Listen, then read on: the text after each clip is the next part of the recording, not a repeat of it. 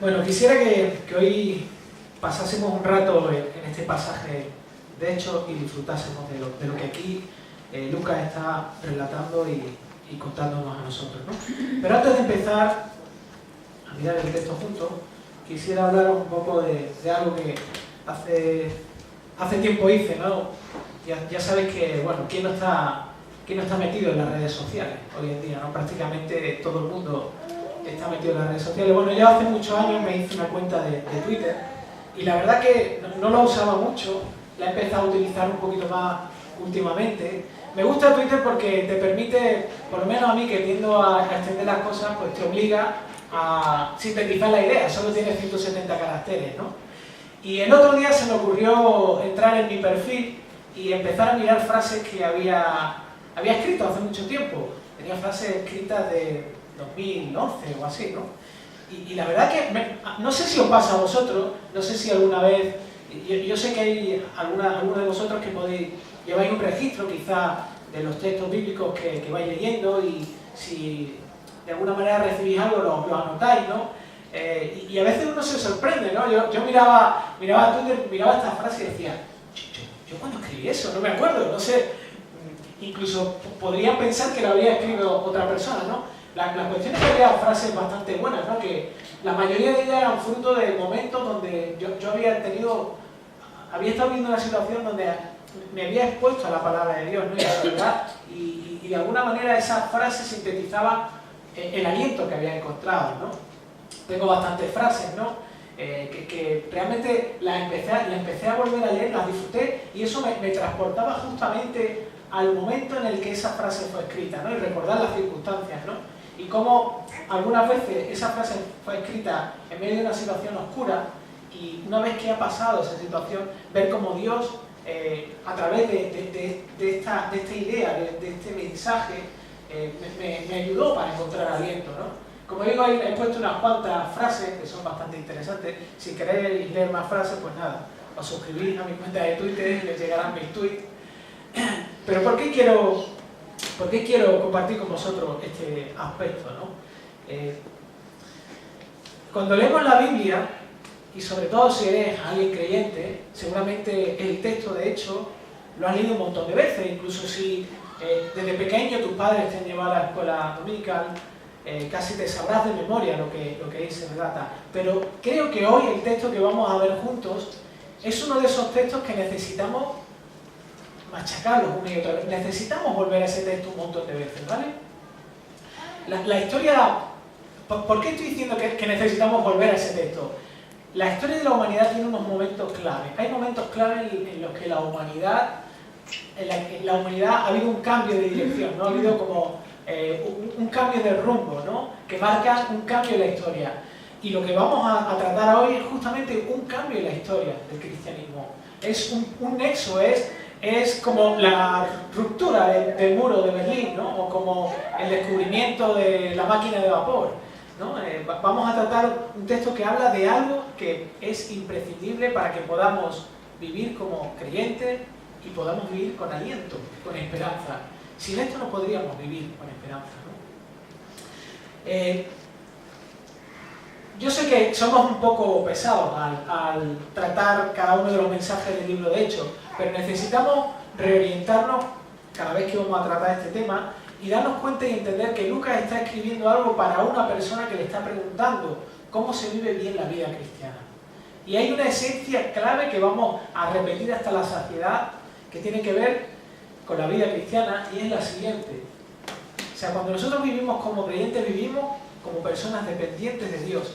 Y esa dependencia de Dios la vamos a sentir en muchas ocasiones como debilidad e impotencia de nuestras propias fuerzas. Y eso es realmente lo que Dios quiere que nos demos cuenta y eso es realmente lo que Dios hace en este texto, ¿no? En lo que ocurre en este texto, ¿no? ¿Por qué pasa eso? Bueno, lo que va a pasar es que si no recordamos este aspecto clave de la vida cristiana, a menudo nos vamos a sentir tentados a pensar que nuestra identidad como cristianos depende de nuestro esfuerzo y de lo que yo haga, de mi rendimiento. Y esto lo que va a provocar es que deje de necesitar la gracia de Dios. Pero por otro lado, cuando me sienta mal, cuando me sienta fracasado, voy a pensar que no merezco a Dios en mi vida, que no merezco que Dios se acerque a mi vida hasta que no esté mejor. Por eso, constantemente necesitamos recordar que la vida del cristiano, la vida del creyente, que nosotros como creyentes vivimos por el poder de otro, no por nuestro poder, ¿no? Y ese otro, como ha leído Rubén hace un momento, es el Espíritu Santo. Algo que ya hemos recibido por causa de Cristo y que si en verdad, como dice Pablo, si en verdad hemos recibido a Cristo, entonces lo tenemos a Él dentro de nosotros. No estamos solos para vivir una vida que no podemos vivir, ¿no? Es más, si lo piensas un poco, no hay otra forma para vivir como una persona creyente. No hay otra forma de poder vivir como creyente. Además, esta forma es la forma que más glorifica a Dios. Es la forma que más hace que podamos apreciar a Dios. Porque dependemos totalmente de los recursos que solamente Él tiene y no de los nuestros, ¿no? Y de esto Juan habló bastante en el capítulo 15, cuando él dice que sin Él, sin Dios, sin su poder, nada podemos hacer. No podemos hacer nada por nosotros mismos. Así que lo primero que vamos a ver es ver o analizar o tratar de profundizar en qué es lo que significa estar lleno del Espíritu Santo, cuál es el sentido, ¿no? En este capítulo, al principio, que es el capítulo del libro de Hechos, vemos a un grupo de discípulos. No sabemos si eran los 120, sabemos que por el capítulo 1 se habla de que en un momento determinado están reunidos solo los discípulos de Jesús, los apóstoles, luego hay un grupo de 120, toman una serie de decisiones y ya todo esto es el contexto que ya hemos visto hasta aquí. Pero es interesante observar que el texto dice que ellos no estaban en un sitio religioso. Y para mí el texto lo que está diciendo es que están viviendo en un contexto de una casa. De hecho dice justamente que estaban en una casa de un grupo quizá más grande de lo normal, pero están en el contexto de una casa, ¿no? No sabemos lo que hacían exactamente, pero sí sabemos que normalmente iban a esa casa a orar juntos. Ellos se acercaban, tenían un tiempo de comunión de cercanía, obviamente compartían aspectos del Evangelio y oraban juntos, ¿no? Y lo hacían en un contexto de grupo. Y dice Lucas que cuando ellos estaban en esta situación, dice el texto que de forma repentina, es decir, ellos realmente no estaban haciendo lo que estaban haciendo para recibir lo que recibieron, sino que Dios tomó la decisión y la determinación de entrar en el momento que Él lo vio pertinente, ¿no? Y nos habla el texto de una serie de símbolos, de simbología, habló de este ruido, de este viento, de estas lenguas como de fuego, un poco algo confuso para una persona que no entienda un poco la cultura, pero si has leído el Antiguo Testamento, cuando ves los símbolos de fuego y de viento, automáticamente tienes que pensar en el Espíritu Santo y pensar en Dios, ¿no? El Antiguo Testamento está lleno de referencias justamente donde Dios se mostraba, en el caso de Moisés, en una zarza, en el fuego, y en otros casos donde el viento también nos mostraba el Espíritu Santo de Dios, ¿no? Igual cuando se fue entregada la ley en el monte Sinaí a Moisés, esa montaña, ese monte estaba en llamas, se escuchaba el ruido, había viento, etcétera, etcétera. Pero algo mucho más interesante es que normalmente cuando vemos en el Antiguo Testamento estas manifestaciones de Dios de esta forma o de otra, las personas que están delante de Dios, ¿cómo reciben esta manifestación? Estas personas reciben con terror, reciben esta manifestación de Dios de una forma terrorífica, sienten miedo, sienten pánico. De hecho, cuando esto ocurre, ellos comienzan a ver su nivel de indignidad y comienzan a ver el nivel de santidad de Dios, ¿no? Vemos como Abraham se postró delante de Dios cuando Dios se presentó delante de él. Incluso Moisés, cuando se acercó a la zarza, tuvo que descalzarse, ¿no? Y tuvo que ponerse de rodillas, ¿no? Ahora bien, aquí, en este fragmento de este texto, ocurre algo que para mí, realmente, si te pones a pensar, es increíble y que coincide con lo que Dios hizo a través de Jesucristo. Si Dios, cuando se manifestaba delante del ser humano, producía pánico por su nivel de santidad, cuando Dios se hizo carne, en Jesucristo vivió entre pecadores sin que esos pecadores fueran destruidos. Pero de la misma forma, en este fragmento del texto, lo que está ocurriendo es que Dios envía a su propio Espíritu para vivir dentro de personas que son pecadoras sin que estas personas sean destruidas, sino que Él envía su Espíritu para que estas personas tengan la capacidad de poder apreciar y desear las maravillas de Dios. Eso es lo que hace Dios en este momento. Y justamente es algo de lo que compartimos nosotros. Pero ¿cuál era el objetivo de lo que Dios quería hacer enviando a su Espíritu a estas personas? Vivir dentro de ellos. Ya sabemos que Jesús los había comisionado para hacer algo. Les dijo, vosotros tenéis que representarme. Esa es la forma, esa es vuestra identidad. Vuestra identidad es ser representantes de un Dios bueno, de un Dios que da gracia, un Dios que quiere salvar, que quiere transformarnos a vosotros y al resto de personas del mundo. Pero a veces uno tiene la sensación de que se fue Jesús y viene el Espíritu Santo, pero eso no es lo que ocurre, sino que el Espíritu Santo no viene a sustituir a Jesús, como si estuviese ausente, sino que el Espíritu Santo viene a que nosotros tengamos un encuentro real con el Cristo vivo, y no solamente eso, sino para que podamos continuar la obra que Él comenzó a hacer y enseñar, tal como Él dijo justamente al principio de este capítulo. Y los discípulos, en este caso, estas personas que estaban allí, fueron los que inauguraron la iglesia, el principio de la iglesia, lo que somos nosotros, ¿verdad? Recibiendo el Espíritu Santo. Es más, no solamente recibieron el Espíritu Santo, sino que fueron llenos de este hasta los topes. Y el sentido literal justamente que se utiliza en el griego es no solamente que se llenaron un poquito, sino que se llenaron hasta rebosar, hasta el máximo. Y eso tuvo una consecuencia y una respuesta directa que podemos ver en el relato. Ahora, ¿qué significa realmente estar lleno del Espíritu Santo? A veces es complicado, porque en el Nuevo Testamento hay expresiones que se utilizan, que se nombran de la misma manera, pero el contexto te dan el sentido real, ¿vale? En el caso de estar lleno del Espíritu Santo, hay dos formas de utilizarse en el Nuevo Testamento. La primera de ellas tiene que ver con las cualidades observables de una persona, es decir, ¿qué es lo que manifiesta esa persona? Si es una persona espiritual, pues tiene que manifestar el fruto del Espíritu, ¿vale? Un ejemplo claro es cuando el problema de las viudas griegas y toman la decisión de elegir a los diáconos, una de las cuestiones que miraban era que fueran personas llenas del Espíritu Santo, que tiene que ver con el hecho de que eran personas que tenían una vida entregada al Señor, ¿no? Y que viene a manifestación de eso. Y hay una segunda acepción que tiene relación con un avivamiento o despertar espiritual donde la persona, esa persona de pronto comienza a tener la capacidad de percibir la presencia de Dios en su vida, y además Dios lo capacita, le da una capacidad que no tiene para realizar una tarea en concreto. En este caso, en el caso que nosotros vemos, era la capacidad de poder expresar el mensaje del Evangelio, la gracia de Dios manifestada al hombre a través de Jesucristo, ¿no? De la misma manera, un poco más adelante en el libro de Hechos, en el capítulo 4, versículo 21, ocurre lo mismo cuando están reunidos, igualmente, otros discípulos, y fueron también llenos del Espíritu Santo, y hubo la misma consecuencia. Como ya he dicho, estas ambas definiciones matizan cosas diferentes, pero están relacionadas entre sí. Es decir, yo no puedo recibir de Dios una apreciación mayor de quién es Él y de lo que ha hecho por mí si realmente no estoy expuesto a la verdad de lo que Él dice de mí, lo que Él dice de Él y a lo que yo necesito de Jesús. Y es más, difícilmente voy a desear que Dios me llene, me reavive, si eso no está ocurriendo.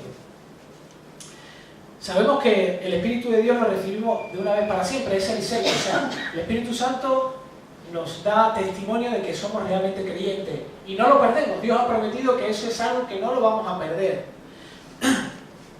Pero realmente la Biblia una y otra vez nos invita a pedirle a Dios que seamos despertados y constantemente por su Espíritu, que nos despierta la realidad de lo que somos.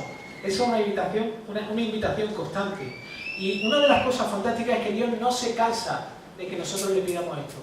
Dios disfruta cuando nosotros vamos y le pedimos que haga esto en nuestra vida. Cuando nosotros confiamos nuestra vida a Él, nos confiamos a Él y le pedimos que haga lo que tiene que hacer en nuestra vida. Porque Él quiere hacer eso, Él quiere darnos la capacidad de poder disfrutar de su presencia, de poder saber quién es Él y poder ver que Él es lo mejor que tenemos, no hay nada mejor. Liberarnos de las distintas cuestiones que diariamente nos tratan de de seducir y de llevar a vidas que realmente son insatisfactorias, ¿no? Y que todos sabemos cuáles son. Ahora, el texto también nos habla de cuál es el producto, qué es lo que produce justamente el estar lleno del Espíritu Santo. Y este es uno de los textos que a veces es controversial, porque se habla del tema de las lenguas. Dentro del contexto cristiano siempre hay distintas perspectivas de qué tipo de lenguas son, etcétera, etcétera. Yo quiero deciros que la forma de entender de qué tipo de lengua se está hablando aquí está justamente en el texto. Solamente hay que leer lo que hay en los versículos siguientes, del 8 al 11. Dice: ¿cómo es que cada uno de nosotros le oímos hablar en nuestra lengua o la que hemos nacido? Y al final del todo dice: lo oímos hablar en nuestro idioma de la maravilla de Dios.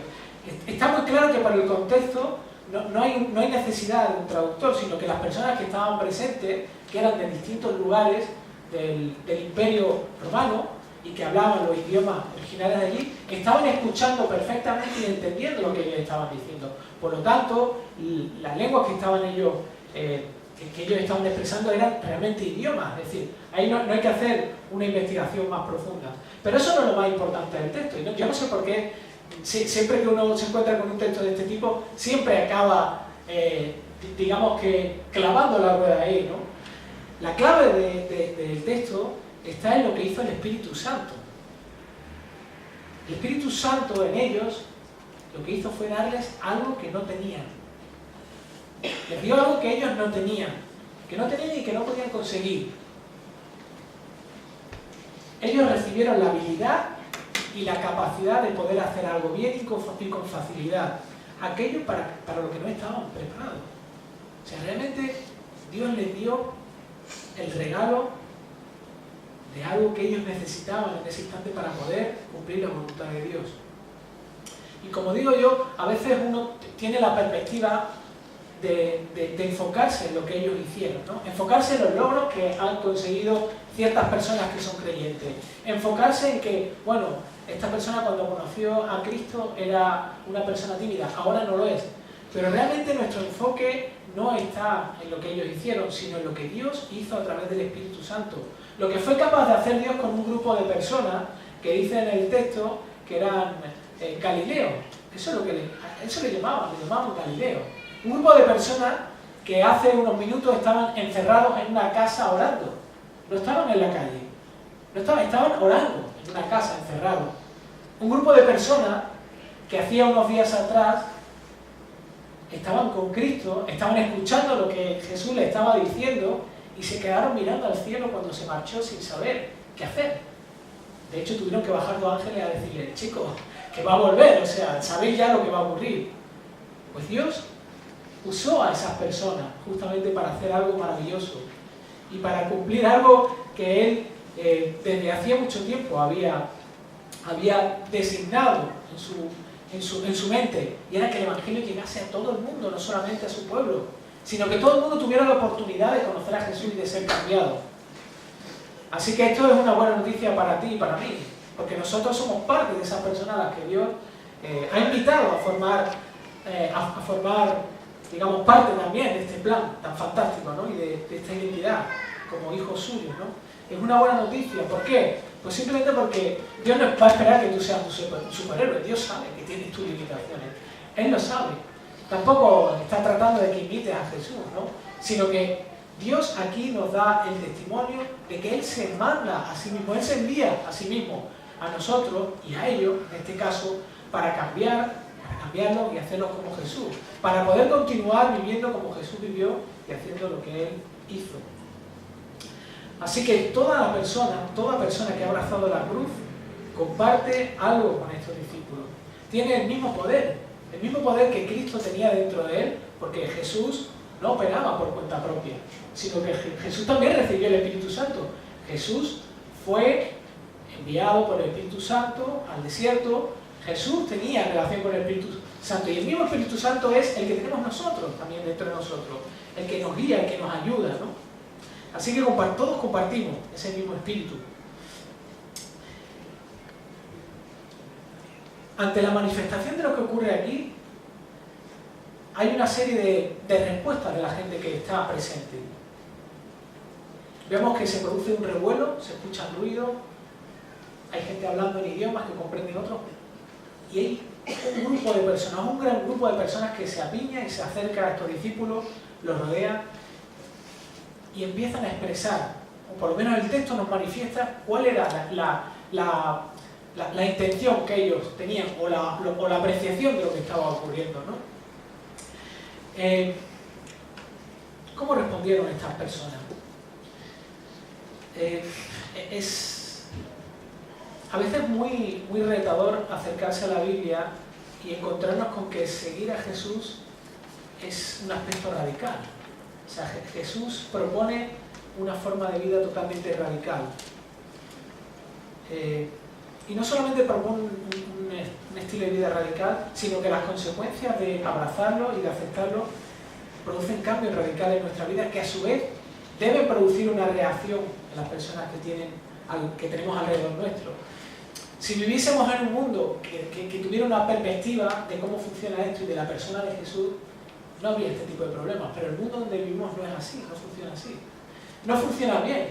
Es un mundo donde los valores morales se han difuminado. Ya no hay un negro y un blanco, sino que todo es una nebulosa gris, donde la incoherencia también puede estar presente y que es totalmente compatible.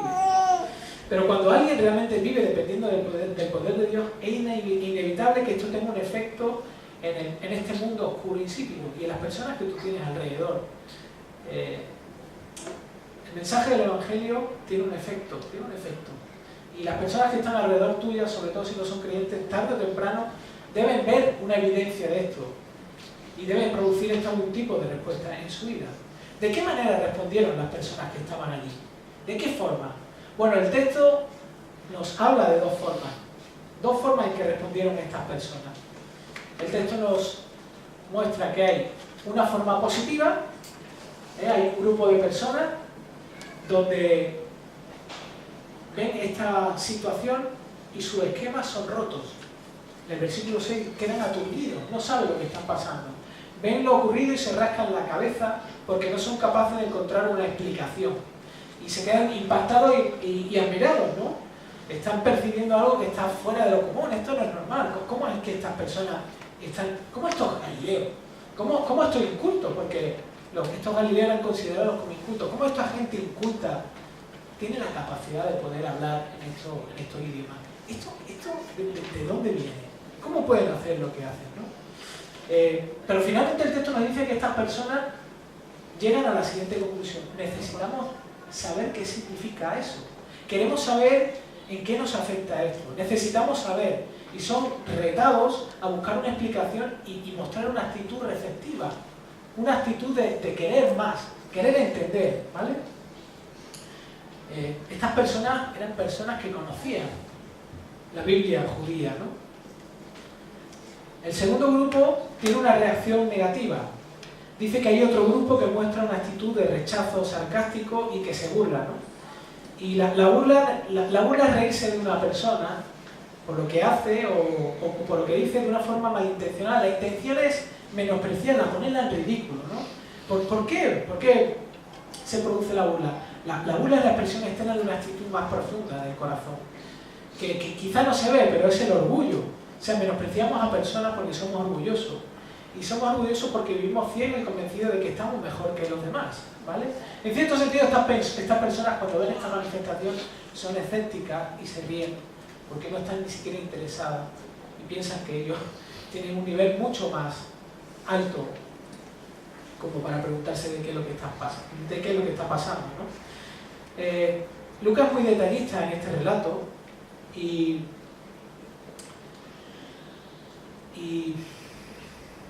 es curioso, ¿no? Porque, como decía, las personas que están allí viendo a todos estos discípulos hablar en lengua, ellos conocían mucho.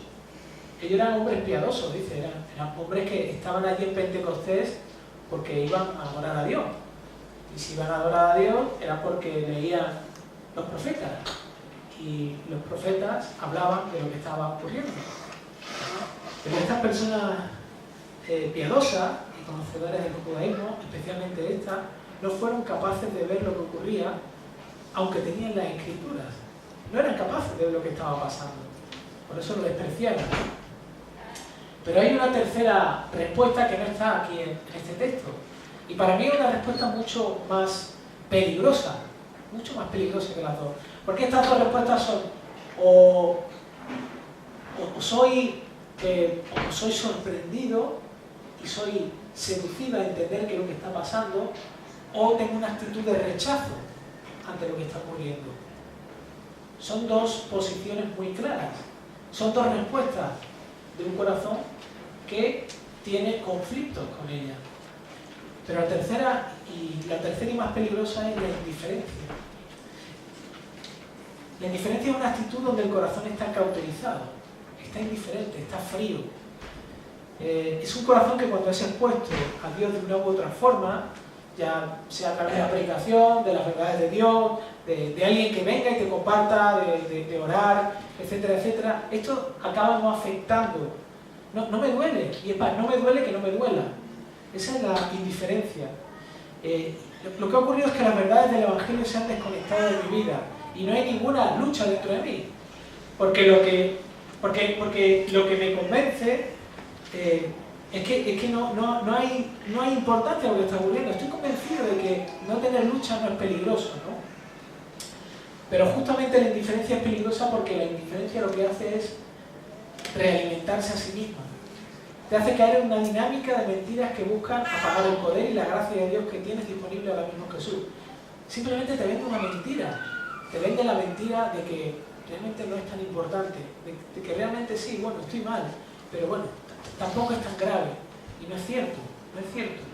De hecho, la indiferencia pone en manifiesto, no es que te dé todo igual, sino que hay algo que se ha apoderado de tu corazón, que es justamente la indiferencia y que es más importante que todo lo demás.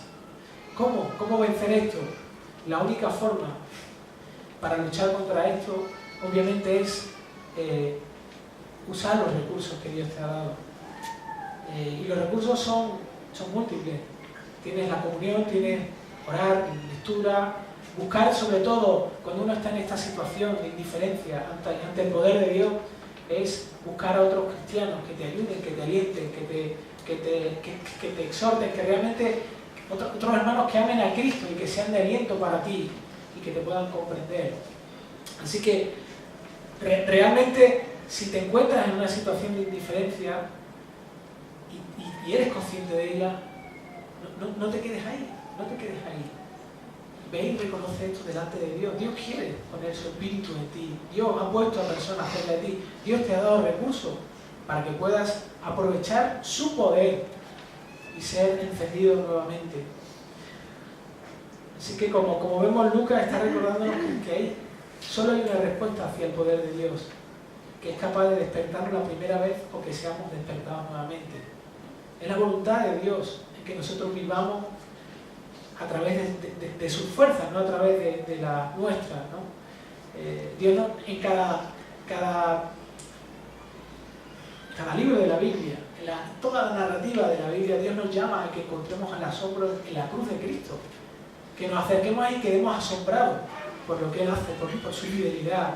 Y Dios hoy nos está dando una nueva oportunidad para que confesemos nuestra indiferencia o quizás nuestra actitud de burla cuando vemos lo que Dios nos ofrece diariamente, su gracia, o cuando despreciamos su poder, pensamos que no lo necesitamos, o vivimos familiarizados con su carácter y su amor, pero no asombrados por cómo es Él.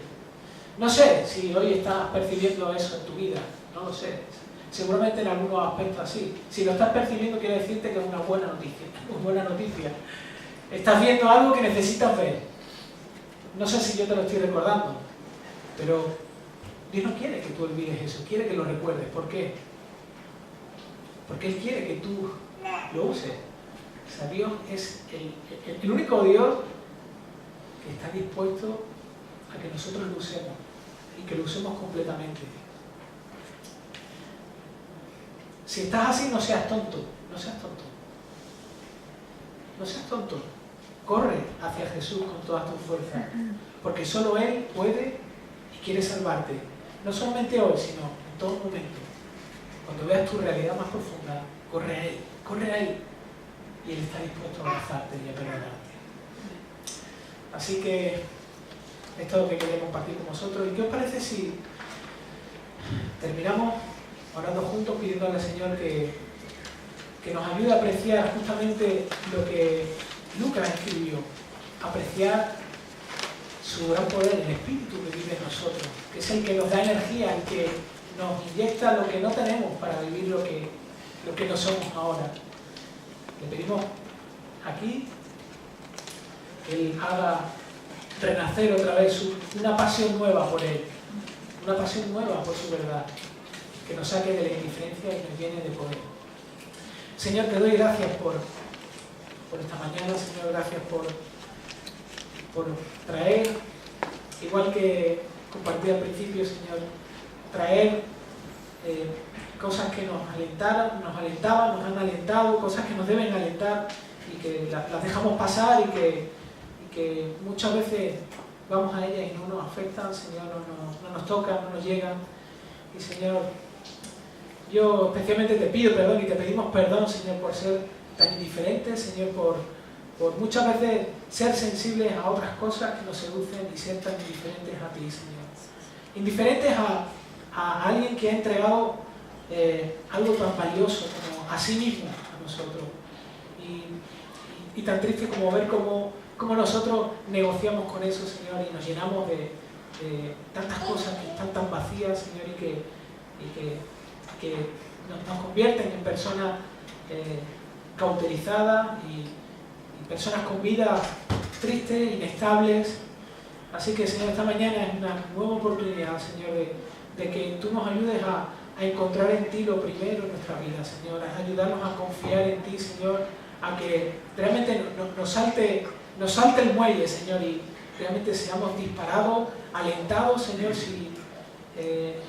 a buscar tiempo contigo, Señor, a buscar tiempo especial contigo, a realmente pedirte y molestarte, Señor, para que tú enciendas nuestros corazones con tu verdad.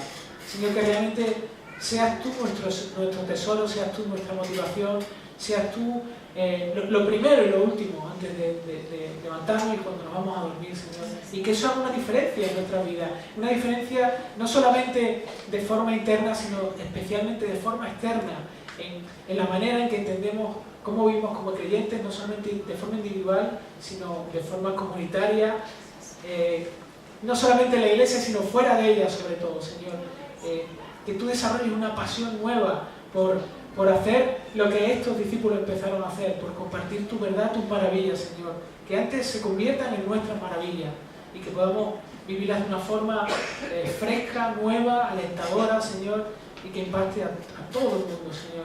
Así que, como empezaba el mensaje, Señor, la vida cristiana se vive primeramente en debilidad, pero después en tu poder, Señor, en tu poder, en tu verdad, en tus promesas, Señor, en todo lo que tú eres, que nosotros no somos. Así que en Cristo tenemos la seguridad de que, aun estando en una situación de debilidad, Señor, tú vas a hacer lo que te has comprometido a hacer.